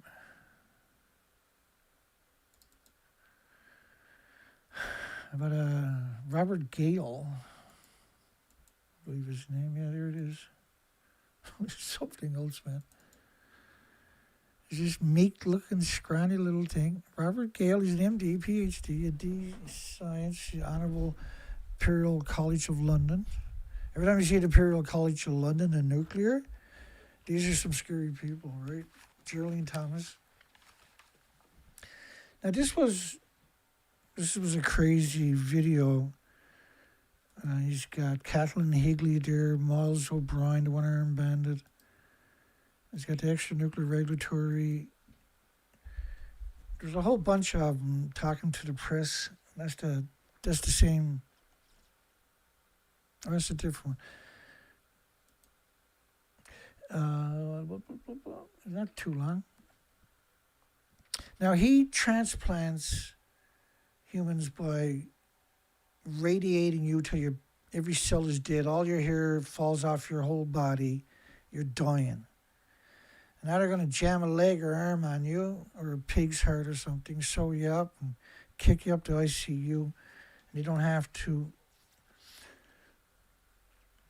This is what they've done their whole life. Never cured anybody. Never succeeded in anybody. Never, not even trying, because they know this is not the way to do it. But, right, the dream, they make it. And then he goes around doing lectures to the victims and telling them it's their tobacco and alcohol consumption that caused them the illness. It's not the nuclear plant they live next to. And then the final slide will just show you, You'll get it. where on that thermometer does something like Fukushima lie. He's talking about the Fukushima homeless and destitute and victims of society. The immigrants don't speak the language. He went there and blamed them for any illnesses that might show up. But watch, when you see the whole video here, you'll kind of get it. I'll talk about it after. Now, you'll hear a lot of... Sorry. Cracked it up a little bit too high. I'm going to start that again. And then the final slide will just show you, where on that thermometer does something like Fukushima lie. Now, you'll hear a lot of detailed scientific discussions of our uncertainties, that we shouldn't really be talking about point estimates. We should be talking about ranges. But I think what people want to know, what the public want to know, what I have to deal with, and when I'm in Tokyo, and people ask me, or the workers ask me, what is my risk from getting 50 millisieverts? They want to know really where. I'm sorry, if you can go back. Where am I on that thermometer? They don't care if it's 2 in 10,000 or 4 in 10,000, which is a huge scientific difference. But just where am I on that calendar, on that thermometer? And I think these kinds of expressions, give a better sense to the public, and that's certainly an area where we can improve. And I guess the final slide, I'm sorry, it wasn't the final slide, is just looking at comparable risks of death is another way of trying to express these things to the public. So getting 1 millisievert of radiation, which is just on the bottom, is equivalent to just smoking just 14 cigarettes, period. Not 14 cigarettes a day, but smoking 14 cigarettes. And you can see some other amusing things like eating 25 cups of peanut butter. Peanut butter has a risk of containing aflatoxin, which is can cause your death or can cause liver cancer. Driving 600 kilometers. So that really helps people quite a bit in understanding where they should place the risk of Fukushima. So I'll stop there and return it to you. Good morning, everyone. I'm Robert Gale. I'm a visiting professor of hematology at the Imperial College in London.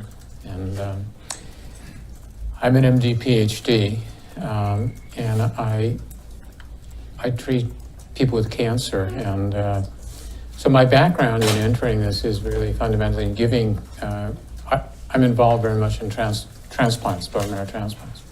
Because you may know that we use extraordinarily high doses of radiation to prepare people for transplants, and that very much simulates the situation that could occur or did occur in Chernobyl and other radiation accidents.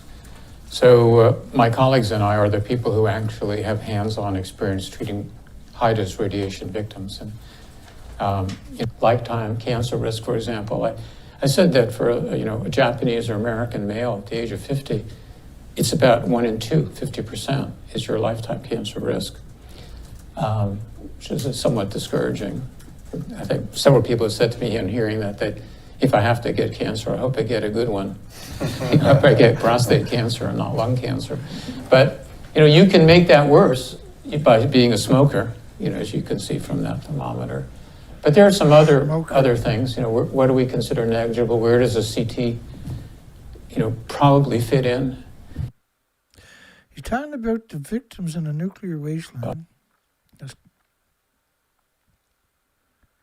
He's just go back to that graph he had. Oh, the other one. Bit of a leg there. Let me do this again.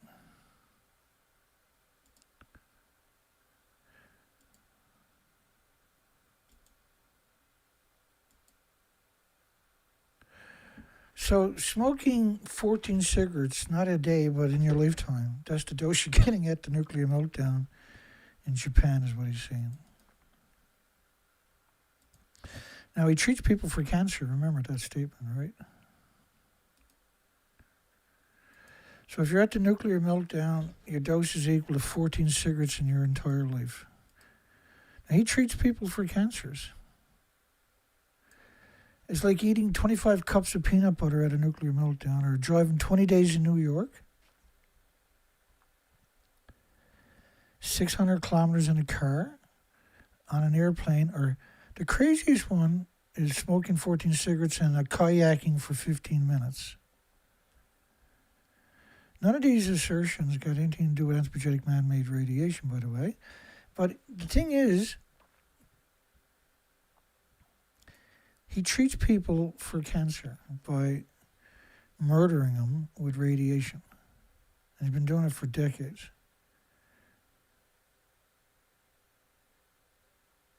And you can see his hairline's almost perfect. His hair, there's tons of really healthy hair on his head. But that whole lot that's sitting there, right, are just vicious thugs. There's no accountability. There's no checks and balances. No incentive not to be evil. But very little is known about radiation. Did I mention that tonight? It's very little is known about radiation. Ionizing radiation induce mutant frequencies and destroying the male germ cells of older mice. That's handy for old age homes, I guess. Radiation-associated kidney injuries. There's radiation injuries for whatever you can dream up, whatever you heard of for an injury, like some kind of sickness. There's a radiation study showing that's not necessarily what happened. Bone marrow transplantation enhances trafficking of host-derived cells that rescue intestinal mucosa after whole body radiation.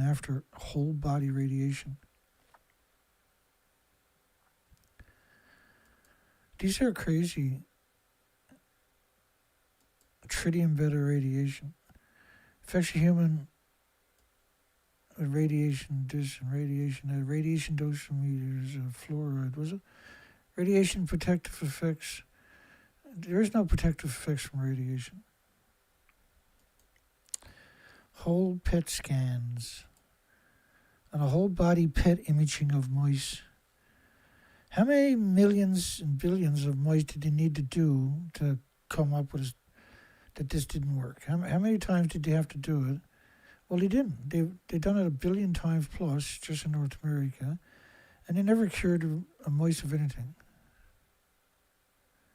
Every one of these studies are paid for by taxpayers. This is just imaging of irradiated pancreatic cancer, xenon grass. I don't like that sound. And non-obese diabetes severe combined.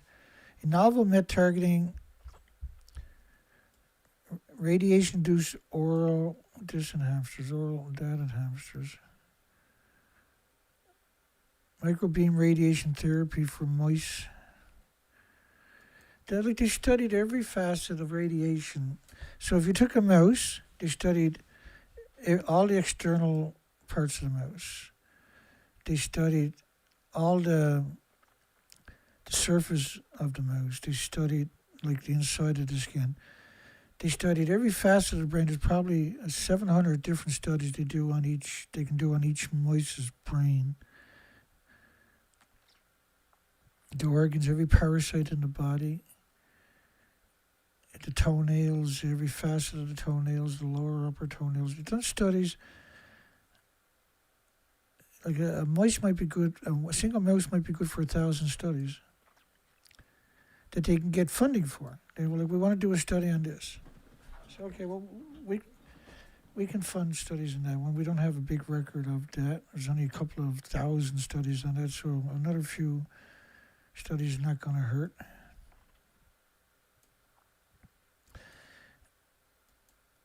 And I think when the average person who's never seen this before looks at this and is honest with themselves, that this industry is insane. It's actually insane. It's a cult for sure. It's a death cult for 100% certain. It's attacking the essence of humanity and the species, the water. How many studies do they need to do? 80 years of study and they didn't come up with a solution yet, but there's hopeful. There's another great isotope or another great application where it might work. It could work, Dana. It could work. It'll save thousands of people, even hundreds at least. It's worth doing, Dana. It's better that 10,000 doctors live an exorbitant lifestyle in every country than take a chance of not coming up with a solution. Yeah, their parents were scumbags, and their parents were scumbags for the nuclear industry, and their parents were scumbags, and their parents were scumbags. But we can't prove these are scumbags until long after their career is over. And then when you look at all of these studies, radiation-induced lung injuries is mitigated by blockade of gastrin-releasing peptides. That's an unusual study there. Actually come up with a solution. Radiation-enhanced regulatory T cells representations. Well, they kill the T cells, which are your defense against cancers. Isn't T cells the defense against cancer? Awaken the immune system of radiation. Optimal dose. Well, if we give you there is radiation therapy. If we give you the radiation, then that'll help your immune system fight back against possible diseases down the road. Think of it as preventive medicine. And how many times is that pitch sold for studies? Radiation targeting tissues. And that's another fable where they say they're this is the new trend now is, well, we're just going to target one little area so we don't destroy you. Come on, please. There's $900,000 in Canada you can get for radiation therapy, and 60 cents to $1 you can get for conventional natural remedies. Nothing. Oh, well, that's not going to work. If your child's got cancer, we're going to take your child too. Wrap your mind around that statement. That's how incredibly powerful the industry has become, because there's no resistance, no pushback, no incentive not to be evil. Guess what happens? So in a lot of the United States, certainly in Canada, if your child got cancer, they have to get radiation therapy. They gotta have it. Well, it starts off with chemotherapy. If they won't take the radiation, they'll accept that. And then they'll say, well, it can't cure you. Because the chemo now, you poison your body with chemicals. If I take that chemo, by the way, is the mustard gas they used to use in World War I. If I take that and inject it into your body, and I got a white gown on at a hospital, I'm a professional. If I do it at a barbecue, I'm a serial killer. Like, we got a problem of denial that has now condemned us. And we still refuse to fight back. We still refuse to accept the truth. Shows you how dangerous an industry can be when they're able to get away with something like that. Right? There's no incentive. There's not illegal to poison you with radiation. Dosing you with radiation is legal. It's legal. If it was illegal to kill you with radiation or poison you with radiation, they couldn't do radiation therapy on the entire planet. And so they're aware of that, right? They've been controlling the universities for 80 years, so they own the Supreme Courts. They own the hospitals. They're putting their people in key positions. You don't have to control all facets of the hospital. You just got to control the key positions.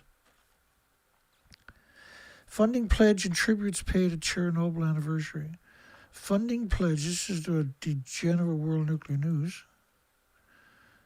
Perpetually evil, eh? They're the World Nuclear Association, the world's biggest lobbying group for the nuclear industry. They're game for anybody on the planet. If you're nuclear and you're on the planet, you're our friend. And this was the Ukraine Ministry of Energy, the image from. As many as 600,000 people known as liquidators, it was over 1 million, were involved in tackling the aftermath of Chernobyl. Tackling. Were picked up with buses at gunpoint and dragged to the site, screaming and kicking. People remember the heroism of firefighters who saved the plant and saved the people. Firefighters, 600 helicopter pilots died. Do you really think a firefighter is going to do something? And so they didn't talk about this. It was damaged by a drone strike in February last year, during the ongoing Russian-Ukraine war, which is a proxy war for NATO. That's what Ukraine is. NATO's funding and supplying the weapons for free to Ukraine. Ukraine just got another 90 billion euros, $100 billion from the EU. Assessments have put the cost of restoring to full design function at about euro $500 million, which is 600 million US dollars. 600 million US dollars to fix the hole in the roof from a drone that didn't even blow up, that had a warhead. $600 million. There's nothing there to burn. Everything is steel. There's nothing there to burn. Just the explosive they originally put there, right? No smoke damage. Used a garden hose to put it out, which was overkill because it was out right away. There was nothing to burn. See, it's not like they're spraying the back room or something. They're spraying out the roof. They're spraying on the roof. Right? They're not spraying around the building, right? They're not spraying, the power is still on there. It's going to cost 600 million US dollars to fix that hole right there. On the outside, this is what it looks like. On the inside, that's what it looks like. So $600 million. They got all the parts of the drone, all of it, right away, brought it outdoors, and took pictures of it and put it on social media, and it showed up worldwide.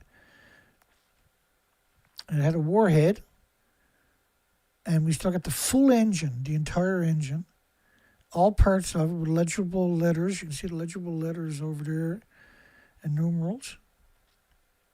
This was put inside the building by the sounds of it, International Atomic Energy Agency, United Nations. They set off a charge inside of it that blew, and that's evident when you look at the outside of the building. Everything's blown out. Right, there's smoke on the outside. There's no smoke on the inside. How does that work? Anybody know? And you got all parts of the drone. So this was a staged event. Citizens affected by Chernobyl nuclear accident receive one-time state benefit. Well, they got a pension right now of $60 a month or something, if they're lucky. A one-time payment. I had to look it up because that was blocked. But a Chernobyl disaster is approved by the Cabinet of Ministers of Kazakhstan, where they set up how many nuclear weapons in Kazakhstan again? They have orphanages of disfigured children over there too. It's an incredible amount of disfigured adults over there too, like with congenital malformations from birth that have survived, and they're incredibly impoverished. Chernobyl liquidators return where they faced an invisible enemy. This is a good story, documentation, by the way. The world's worst nuclear accident. How can it be worse than 36 reactor cores at Fukushima? And that each reactor core is equal to about 100 Chernobyls, as I showed you earlier, according to Russia. Fukushima was equal to about 4,000 Chernobyls, but Chernobyl was brutal, and don't get me wrong. And if you go look at not last night's video as much as the video before it, right, I give you a really good insight. Last night was a good video, no? That was a really good video. I thought it was anyway. So did 120 other people. So there. Like if I'm just by myself, that means I'm crazy. But if 120 other people agree with me, that's a movement. That's a revolution. Da, da, da, da, da, da, da, da, da. It's all good.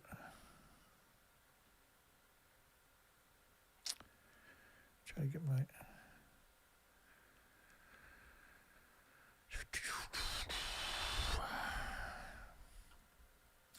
Nature has performed a factory reset. Chernobyl has flourished into an unlikely wildlife. An unlikely is right.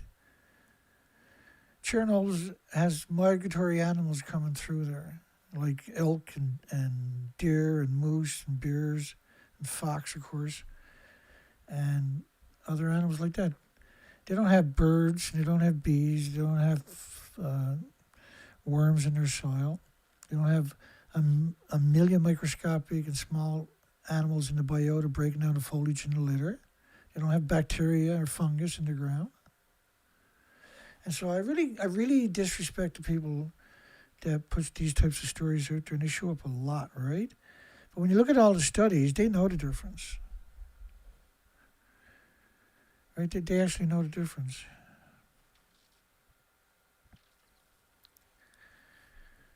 Can't believe we made it this far.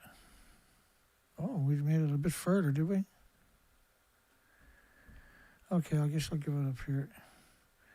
I'm not finished with Chernobyl yet, in case you didn't notice.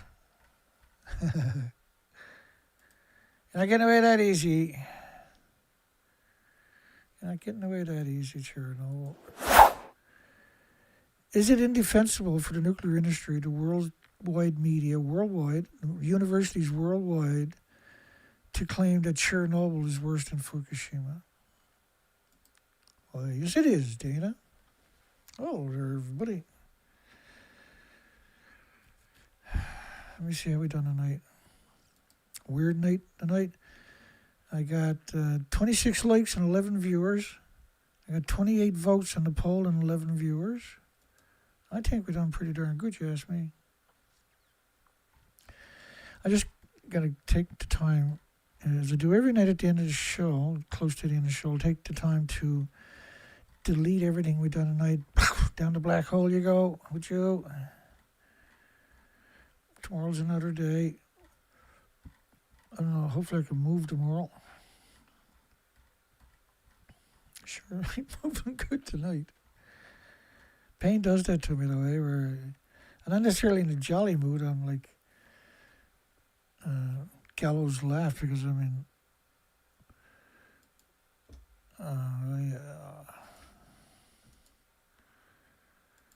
because I'm up. I'm sure I'll do better after a few hours rest. I really don't sleep a lot, eh? I'd much rather be out there prowling, digging up information than I can go back to Chernobyl. I've been there. Look at me. That's hundreds of thousands of pounds right there. I'm sorry, hundreds of tons. No, it's not. So every time they always portray it as if it's. Now, I'm not the only person stupid enough to go there. There was another guy came in right behind me, and he was pretty steady. And I told him it was time to run away. He stayed there. I think he's still there today. I was only there for 25 seconds, so I'll be okay. I'll get a pension for the nuclear industry if I can live for another 40 years.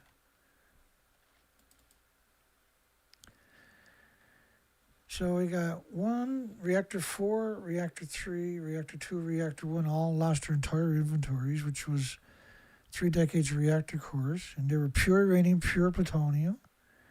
And there was at least 36 reactor cores gone. And the graphite reactor from Chernobyl was a brand new, small reactor. That was worse, Dana. That was worse. I like to disagree with you. I kindly, not respectfully because I don't respect you, but I disagree with you. Nuclear industry. What am I playing tonight for a closer? I want to hear a familiar song I haven't heard in a while. I'll tell you the name of it here. Boop. I played the scientists in the blob and their blob at the beginning of it. And I was thinking we were playing The Stranding of the Flirt or Nuclear Exceptionalism. I love this song. This is the best anti-nuclear song, period. There's nothing. There will never be a song better than that. There will be other songs, and they'll be fantastic, but it won't be better than this one. This one encompasses the reason why we fight every day. Have a great night. Hugs for everybody. We'll see everybody on the next one. Bye-bye.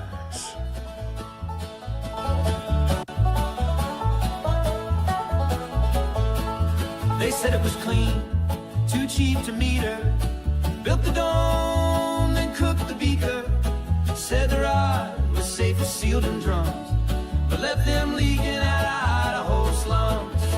Hallelujah, being anti-nuclear's not dumb. Hallelujah, being anti-nuclear is fun. Hallelujah, being anti-nuclear has won. Hallelujah, nuclear exceptionalism is done.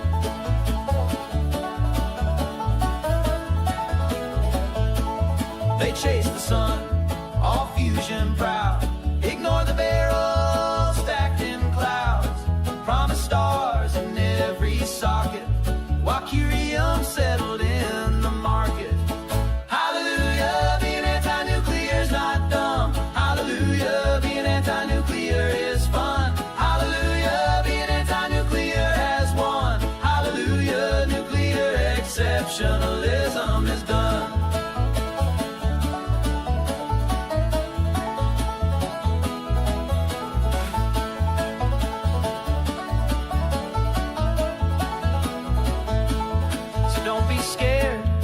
Chart is clean, while whales rolled up beside the submarine. Blame the algae, blame the rain, but never trace the gamma chain. Hallelujah, being anti-nuclear's not dumb. Hallelujah, being anti-nuclear is fun. Hallelujah, being anti-nuclear has won. Hallelujah, nuclear exceptionalism is done. Now the rods are rusting, the record spins. Mama warned them, too many sins. Keep your son, keep your lab coat pride, till you fix the waste you tried to